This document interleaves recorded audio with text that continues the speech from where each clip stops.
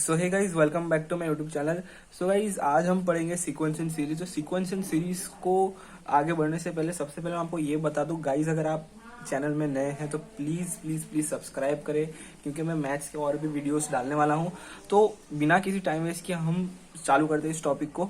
So guys, सबसे पहले हम सीक्वेंस और सीरीज के बीच में का डिफरेंस पता करेंगे। तो सीक्वेंस का मतलब is define as an arrangement of the number in particular order. ठीक है, तो यहाँ पे एक जो एग्जांपल मैंने रखा है, जो 1, 4, 7, 10, तो इन दोनों के इन सबके अंदर एक डिफरेंस है सबके बीच में, वो है d इज इक्वल टू 3। ठीक है, तो हमने पढ़ा ये अरिथमेटिक सीक्वेंस है।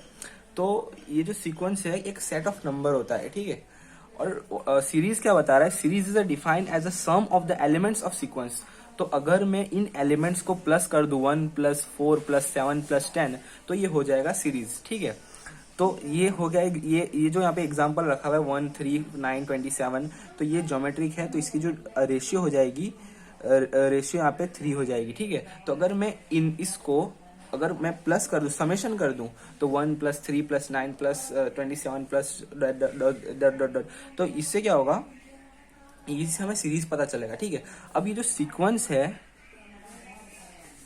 उसको हम दिखाएंगे कैसे, तो कर्ली ब्रैकेट के अंदर हम सीक्वेंस दिखाएंगे। ठीक है, तो यहाँ पे सीक्वेंस जो यहाँ पे जो फंक्शन है वो है n इक्वल टू, अगर इसको हम एक्सपांड करेंगे तो 1, 2, 3, 4 डॉट डॉट, फिर n where n belongs to natural number. तो अगर नेचुरल नंबर है तो यहाँ पे जो आपको, अब ये तो कॉमन सेल्फ अंडरस्टैंडिंग है, मैं इसको इसमें ज्यादा टाइम नहीं दूंगा। तो हम आगे बढ़ते हैं। अब जो सीक्वेंस है उसकी कन्वर्जेंस एंड डाइवर्जेंस हम कैसे निकालेंगे। ठीक है, कर्ली ब्रैकेट के अंदर जो फंक्शन दिया हुआ है f of n is n equal to infinity equal to 0, अगर इसकी जो वैल्यू है लिमिट रखने के बाद अगर 0 आती है तो वो होगा कन्वर्जेंट, फाइनाइट और एग्जिस्ट। ठीक है, अगर इसकी वैल्यू नॉन जीरो आती है, फॉर एग्जाम्पल 1, 1/2, 1/3, 1/4 और इन्फिनिटी, तो वो होगा इनफाइनाइट, नॉन एग्जिस्ट या डाइवर्जेंट। ठीक है, अब एग्जाम्पल ले लो, तो फंक्शन जो है 2n + 1 n equal to 1 into infinity. ठीक है, तो अगर लिमिट रखूंगा मैं 2n + 1 इक्वल टू इन्फिनिटी आ रही है। ठीक है,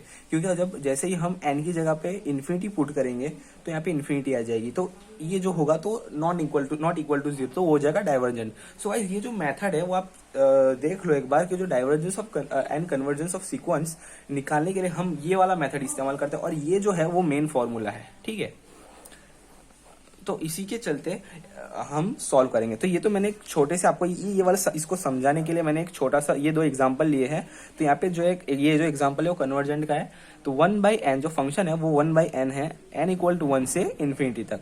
ठीक है, तो लिमिट, जैसे मैं limit n tends to infinity रखूंगा तो ये ऑटोमेटिकली ये 0 आ जाएगा, क्योंकि जैसे कि अगर ये 1 है तो मैं 1/n को अगर मैं लिखूं, इसका जो अगर सीक्वेंस है तो 1, 1/2, 1/3, 1/4, तो करते करते करते ये एक टाइम पे आ जाएगा, वो 0 पे इन्फिनिटी तक चला जाएगा। ठीक है, सॉरी, ये 0 पे चला जाएगा। ठीक है, तो ये कन्वर्जेंट हो जाएगा, मतलब कहीं ना कहीं ये जाके एक फाइनाइट नंबर पे रुक जाएगा। ओके, सो गाइस, हम आगे पढ़ते हैं इसके, और एक अच्छा सा एग्जांपल ले लेता हूं मैं, ताकि आपको पूरा क्लियरली समझ में आ जाए। सो गाइस, जिस तरह आप एग्जांपल देख रहे हो स्क्रीन पे, तो वो है 2n² + 2 upon 4n² + 1 n equal to 1 से इन्फिनिटी से। सो जो इसका जो लास्ट टर्म होगा un, मतलब जो इसका जो लास्ट टर्म है, ये जो लास्ट टर्म है वो un है। ठीक है, un, तो un क्या है, 2n² + 2, मतलब यही जो है वो लास्ट टर्म होगा। अगर मैं एक्चुअली मैंने इसको un कैसे लिखा, तो इसका जो फर्स्ट टर्म क्या होगा, अगर मैं यहाँ पे 1 रखता हूँ तो 2 + 2 अपॉन 4 + 1, तो इसका जो फर्स्ट टर्म हो जाएगा 4/5 हो जाएगा। तो ऐसे करते करते करते जो इसका जो लास्ट टर्म होगा, उसका जो फॉर्मूला बना, उसका जो फंक्शन बन रहा है वो है 2n² + 2 इक्वल अपॉन 4n² + 1, इसका जो लास्ट टर्म हो गया। अब लास्ट टर्म को आपको रखना है n टेंड्स टू इन्फिनिटी का, इसको लिमिट के अंदर रखना है, क्योंकि आपको इसका कन्वर्जेंट और डाइवर्जेंस का फाइंड करना है, कि आपको पता चलना चाहिए कि इसको मैंने किया है। ठीक है, तो limit n tends to infinity, तो 2n² + 2 अपॉन 4n² + 1। अब मैंने क्या किया, ये जो n² को मैंने कॉमन ले लिया। तो गाइस, ये वाला जो मेथड है वो आपको ध्यान रखना है, क्योंकि ये और भी काफी सारे क्वेश्चंस के अंदर आपको ये काम लगेगा।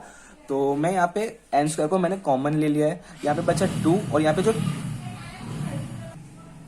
यहाँ पे जो 2 है 2 के अपॉन एन स्क्वायर में आ जाएगा। तो एक्चुअली मैंने इसको कॉमन कैसे लिया, तो ये वाला जो टर्म है उसको थोड़ा ये मतलब जिसका न्यूमिनेटर है उसको मैं थोड़ा इलेबोरेट कर रहा हूँ, 2n square plus 2n square upon n square, ठीक है। तो मैंने यहाँ पे एन स्क्वायर को कॉमन ले लिया, तो ये जो एन स्क्वायर है 2 के नीचे आ जाएगा। तो बस मैंने कुछ इसी तरह लिखा है और सेम नीचे डिनोमिनेटर में भी मैंने ऐसा ही किया है। अब एन स्क्वायर को एन स्क्वायर से मैंने कैंसिल कर दूंगा, तो मेरे पास बचा limit n tends to infinity 2 plus 2 by n square plus 4 plus 1 by n square. अब जैसे ही मैं लिमिट रख दूंगा n इक्वल टू इन्फिनिटी, तो ये 1 बाई इन्फिनिटी को हम क्या लिखते हैं, इक्वल टू 0 लिखते हैं। तो सेम 2 बाई इन्फिनिटी भी इक्वल टू 0 हो जाएगा। तो 2 प्लस 0 अपॉन 4 प्लस 0, तो इसकी आंसर आ जाएगी 1/2, ठीक है। अब 1/2 है वो है नॉन इक्वल टू 0, तो ये हो जाएगा डाइवर्जेंट। जिस तरह हमने लास्ट फॉर्मूला में देखा, अगर फंक्शन n इक्वल टू 1 इसे इन्फिनिटी, अगर इसकी लिमिट लेने पे ये नॉट इक्वल टू 0 आ जाता है, तो ये हो जाएगा डाइवर्जेंट, इनफाइनाइट और नॉन एग्जिस्ट, ठीक है। तो गाइस इसके बाद जो नेक्स्ट टॉपिक है वो है बाउंडेड सीक्वेंस, बाउंड सीक्वेंस। तो बाउंड सीक्वेंस के दो टाइप होते हैं। वो होता है सबसे पहले जो हम इसका जो टाइप पढ़ेंगे वो है bounded below. A function f is bounded below if there is a some number b is less than और equal to every number in range of f, ठीक है। तो इसको हम समझेंगे एग्जाम्पल से। सबसे पहले हम इसका दूसरा जो इसका जो दूसरा टाइप है वो भी हम एक बार देख लेंगे। सो गाइज ये जो बाउंडेड अबो है वो सेम मतलब इसके जैसा ही होगा, बट थोड़ा अलग डिफरेंट होगा, क्योंकि जिस तरह हमने यहाँ पे जो b है वो सबसे छोटा या इक्वल फंक्शन की रेंज से, ठीक है। यहाँ पे मैं रेंज लिख दे रहा हूँ, कुछ इस तरह बता रहा हूँ, ठीक है। फंक्शन की रेंज में एक नंबर है जो सबसे छोटा या इक्वल है, वो हो जाएगा बाउंडेड बिलो, ठीक है। वो हो जाएगा बाउंडेड बिलो। अब बाउंडेड अबो क्या है, बाउंडेड अबो है a function f is bounded above if there is a sum number b is more than or equal to every number of range of f. Such number of b is called a bounded above. So guys ये जो मैंने अभी आपको जो topic पढ़ा, ये जो दो टॉपिक पढ़ा है, उसको समझने के लिए हम एक एग्जांपल लेंगे तो उससे अच्छे से क्लियर हो जाएगा, ठीक है। सो गाइस जिस तरह के आप एग्जांपल देख रहे हो, तो मैंने एग्जांपल लिया है -1 का स्क्वायर 1 अपॉन एन स्क्वायर। तो यहाँ से मैं n इक्वल टू 1 से इन्फिनिटी। तो हमें फाइंड क्या करना है, ये इंक्रीजिंग है, डिक्रीजिंग है, या कुछ भी नहीं है, कुछ भी नहीं हो रहा, या फिर बाउंडेड अबो है, बाउंडेड बिलो है, या फिर बोथ। तो इसको हम देखेंगे अच्छे से। तो -1 की रेस टू यहाँ पे स्क्वायर नहीं है, सॉरी गाइज, यहाँ पे जो क्वेश्चन है वो n है, यहाँ पे n होगा, ठीक है। तो n है तो ये होगा अल्टरनेटिंग। जैसे कि -1 पे अगर मैं 1 रखूं तो ये 1 हो जाएगा। अब जैसे ही n की वैल्यू 2 हो जाएगी तो यहाँ पे स्क्वायर इक्वल टू ये 1 हो जाएगा। तो पहले एक बार -1, फिर 1, फिर -1, फिर 1। तो ये अल्टरनेटिंग इन साइन है, ये साइन को चेंज करता रहेगा। और ये जो 1 अपॉन एन स्क्वायर है, ये सॉरी यहाँ पे 1 अपॉन एन स्क्वायर है, वो टेंस टू 0 हो जाएगा बाई इंक्रीजिंग बाई एन। जैसे जैसे मैं एन की वैल्यू इंक्रीज करता रहूंगा, जैसे कि एक बार मैंने 1 रखा तो 1 अपॉन 1 इज इक्वल टू 1, फिर बाद में मैं 1 अगर मैं 2 रखूंगा तो 1/4, फिर 1/9। तो इस तरह ये धीमे धीमे करते करते ये छोटा होता जाएगा और एक टाइम पे ये 0 हो जाएगा। टेंस टू 0 मैंने यहाँ पे लिखा है, tends to 0 by increasing of n, ठीक है। तो ये जो फंक्शन कुछ इस तरह दिखेगा।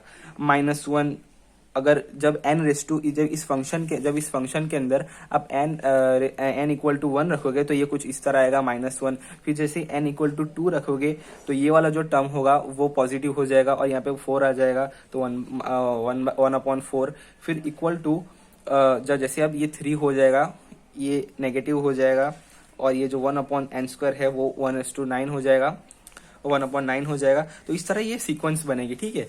और सीक्वेंस ये एंड तक चल जाएगी। तो ये जो सीक्वेंस आप देख रहे हो, तो सबसे पहले माइनस आ गया, फिर पॉजिटिव हो गया, फिर माइनस आ गया, फिर पॉजिटिव हो गया। तो ये हो गया नाइदर इंक्रीजिंग नॉर डिक्रीजिंग।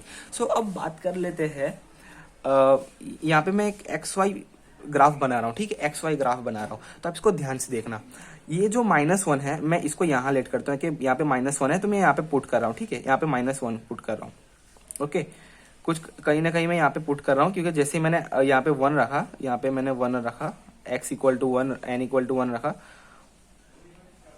तो जो आया -1 यहाँ पे, ठीक है। अब जैसे मैंने 2 रखा तो ये कहीं ना कहीं पॉजिटिव आया यहाँ पे। अब जैसे ही मैंने यहाँ पे 3 रखा तो कहीं ना कहीं ये और छोटा होगा और मैंने ये यहाँ पे आ गया, और जैसे ही मैंने 4 रखा तो ये कहीं ना कहीं यहाँ पे आएगा और छोटा हो जाएगा। फिर जैसे मैं 5 रखूंगा तो यहाँ पे और छोटा हो जाएगा, जैसे मैं 6 रखूंगा यहाँ पे और छोटा हो जाएगा। तो करते करते तो आप यहाँ पे जो देख रहे हो कि जो -1 है वो जो सबसे छोटा है, तो ये वाला जो पॉइंट होगा वो हो जाएगा बाउंडेड बिलो, ठीक है, ये हो जाएगा बाउंडेड बिलो। और ये जो प्लस 1/4 है, ठीक है, तो वो हो जाएगा बाउंडेड अबव, ठीक है। जिस तरह मैंने समझाया कि बाउंडेड बिलो वो एक ऐसा नंबर होता है फंक्शन की पूरी रेंज में। आप इसको ध्यान से देखना, ये जो वीडियो को थोड़ा रिवाइंड करो, इसको थोड़ा ध्यान से, हमें मैं थोड़ा मतलब थोड़ा गंदा कर दिया मैंने, मैं थोड़ा समझाने खातिर। तो ये जो पूरी जो फंक्शन की रेंज है ना, ये जो फंक्शन की रेंज है मतलब शुरू से लेकर एंड तक, वो कोई ऐसा एक नंबर जो सबसे छोटा हो या तो फिर सबसे इक्वल हो, ठीक है। तो यहाँ पे जो -1 है वो सबसे छोटा है, ठीक है, तो वो हो जाएगा ये हो जाएगा बाउंडेड बिलो, क्योंकि आप देख रहे हो कि -1 इज लेस देन -1/9, ठीक है। तो आप यहाँ पे देख सकते हो कि जो -1 है वो जो सबसे छोटा है, ठीक है, तो वो हो जाएगा इस फंक्शन का बाउंडेड बिलो। और जो 1/4 है, 1/4 इज ग्रेटर देन 1/16, तो ये हम जो मतलब ये जो सेकेंड टर्म है हम बाकी टर्म के साथ मीन्स अगर रिलेट करें तो उस मतलब उनका जो रिलेशन देखे तो उससे हमें ये पता चल जाएगा ये जो मतलब 1/4 है वो सबसे बड़ा है। मतलब इस सीक्वेंस के अंदर ये ग्राफ कुछ इस तरह बनेगा। फॉर एग्जाम्पल मैं उसको वापस से एक बार करता हूँ, तो मैं यहाँ पे ये n की वैल्यू, ये y की वैल्यू बनेगी, और यहाँ पे अगर मैं -1 रखूँ, -2 यहाँ पे 1 2, यहाँ पे 1 2 3 1, ठीक है। अगर जब मैं n की वैल्यू मैंने 1 रखी थी तो यहाँ पे आ गया -1, y इज इक्वल टू -1 आ गया था। अब जैसे मैंने n की वैल्यू 2 रखी थी तो ये जो 1 की लाइन से मैं छोटा लूंगा, क्योंकि यहाँ पे 1/4 आ रहा है, तो यहाँ पे कहीं ना कहीं ये यहाँ लेट करेगा, ठीक है। और फिर जैसे मैंने 3 रखी तो ये -1/9 हो गई थी, यहाँ पे कहीं ना कहीं ये छोटी और छोटी हो जाएगी। फिर जैसे मैंने n की वैल्यू 4 रखी थी तो ये कहीं ना कहीं यहाँ आ जाएगी 1/16।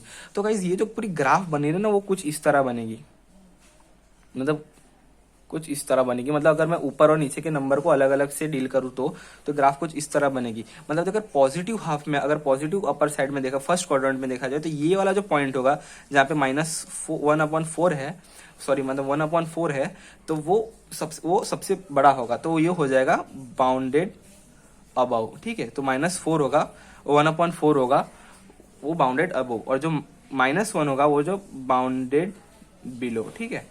अब राइटिंग में मत जाना, आपको टॉपिक समझ में आ जाना चाहिए, मेन चीज ये है। तो अगर जब यहाँ पे जिस तरह मैं क्वेश्चन पूछेगा find a bounded above, bounded below और बोथ, ठीक है, तो यहाँ पे -1 इक्वल टू, यहाँ पे मैं लिख दूंगा बाउंडेड बिलो, और यहाँ पे मैं लिखूंगा 1/4 इक्वल टू बाउंडेड अबव, ठीक है। तो ये जो फंक्शन है, और ये जो फंक्शन है मैं यहाँ पे अच्छे यहाँ पे नीचे लिखना चाहूंगा, the function is neither increasing nor decreasing, ठीक है। तो गाइस आज के लिए हम इतना ही करेंगे। सो नेक्स्ट टॉपिक जो है वो हमारा जो बनेगा वो सीरीज पे बनेगा। सो गाइस प्लीज बने रहिए, और अगर आप चैनल में नए हैं तो प्लीज चैनल को सब्सक्राइब करें, और अगर वीडियो आपको अच्छी लगी, आपको समझ में आया टॉपिक, अगर आपका टॉपिक क्लियर हो तो प्लीज लाइक कर अपने दोस्तों के साथ शेयर करें। सो बाय, मिलते हैं नेक्स्ट वीडियो में।